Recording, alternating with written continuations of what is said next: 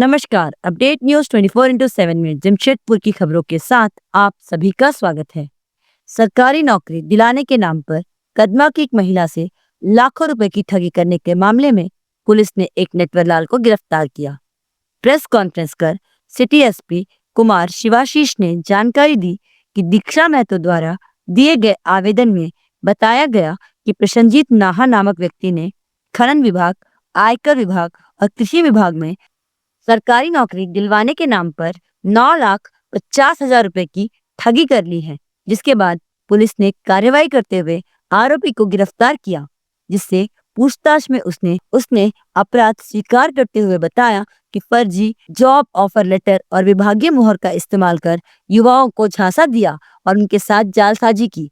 आरोपी एक सुनियोजित तरीके से फर्जी दस्तावेज तैयार कर बेरोजगार युवकों को ठग रहा था। सिटी एसपी ने आम नागरिकों से अपील की है कि वे किसी भी प्रकार की सरकारी नौकरी के नाम पर ठगी से सावधान रहें। आइए जानते हैं इस संदर्भ में अधिक विस्तार। 1 सितंबर 2025 को कदमा थाना पुलिस को एक आवेदन आया था जो वादिनी दीक्षा महतो के द्वारा दिया गया था। इसमें उन्होंने कहा था कि एक युवक है प्रसन्नजीत नाहा, जो कि जिनका अभी टेम्परेरी एड्रेस कदमा में ही है बट ओरिजिनली आसाम से है। इनके द्वारा फर्जी नियुक्ति पत्र बांट के कुछ लोगों को नौकरी देने का झांसा के चक्कर में पैसा लिया जाता था।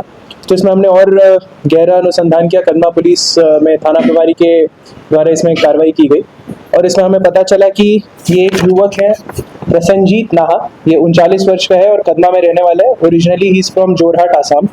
इसके द्वारा फर्जी नियुक्ति पत्र बनाया जाता था। इससे जब पूछताछ किया गया और इसके निशानदेही पे हमने रिकवरी पे जो की है, एक HP कंपनी का लैपटॉप है।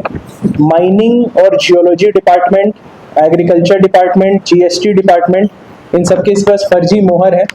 ये इसके अलावा हमें फर्जी जॉब ऑफर लेटर भी मिले हैं, जो इस जितने भी गवर्नमेंट ऑफ झारखंड के जितने ये सब डिपार्टमेंट्स का मैंने आपको नाम लिया है, इन सब के फर्जी जॉब ऑफर लेटर इसके पास, और जो उम्मीदवार इसके पास आते थे जॉब के लिए उनका मार्कशीट भी। तो आपको इसका जो मॉडस ऑपरेंडी था ये आपको बता दें कि ये एक आदित्यपुर के कंपनी में अकाउंटेंट का रोल करता था। वहाँ पे कुछ लोगों को अपने झांसा में लेता था कि मेरे पास बहुत कॉन्टैक्ट्स हैं, मैं आपका सरकारी नौकरी दिलवा दूंगा। जो लोग अप्लाई करते थे उनका मार्कशीट लेता था। फिर गूगल के माध्यम से क्वेश्चन पेपर भी सेट करता था, एक फर्जी क्वेश्चन पेपर। उसी क्वेश्चन पेपर के बेसिस पर उन लोगों को बोलता था कि आपका सिलेक्शन हो गया, और इसमें जो हमारे पास साक्ष्य आए हैं, जिसमें से कुछ के फोटोज आपके साथ शेयर भी कर देंगे, उसमें वो फर्जी ज्वाइनिंग लेटर देता था कि आपका सिलेक्शन हो गया है। किसी को माइनिंग ऑफिसर का नौकरी दे देता था, किसी को IT इंस्पेक्टर का नौकरी दे देता था। जितने भी सरकारी विभाग है सब में कुछ जॉब्स देता था, रिवाइज लेटर भेजते रहता था, उनको झांसा में रखते रहता था।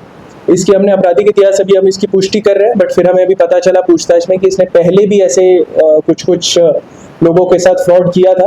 बट उस समय इसके परिवार के द्वारा खेत बेच के, जमीन बेच के, कुछ करके पैसा जुगाड़ के फिर उस मामले को शांत किया गया था। वादी को पैसा दे दिया गया था वापस, तो उसने पुलिस को अप्रोच नहीं किया था।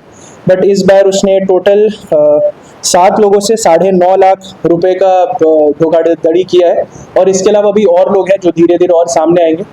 प्रेस कॉन्फ्रेंस के माध्यम से हम बस यही आपसे अपील करना चाहेंगे और लोगों से अपील करना चाहेंगे कि ऐसे फर्जी जॉब स्कैम के चक्कर में नहीं फंसे।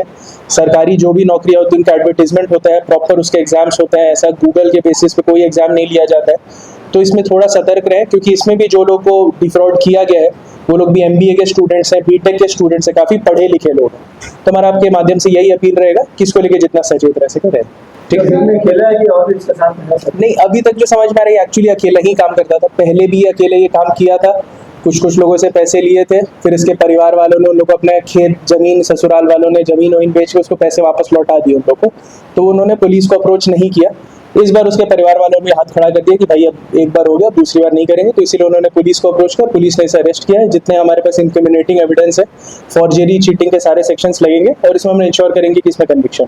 सर, इसमें कंप्लेनेंट एक ही है या और भी लोग आ रहे हैं? कंप्लेनेंट ओरिजिनली एक ही है, बट फिर उसके बाद टोटल 7 लोगों का हमें पता चला। अभी जो हमें सूचना मिली ऐसे 15-20 और लोग हैं, तो उनका भी आएगा, तो उसको हम अनुसंधान में लाते जाएंगे।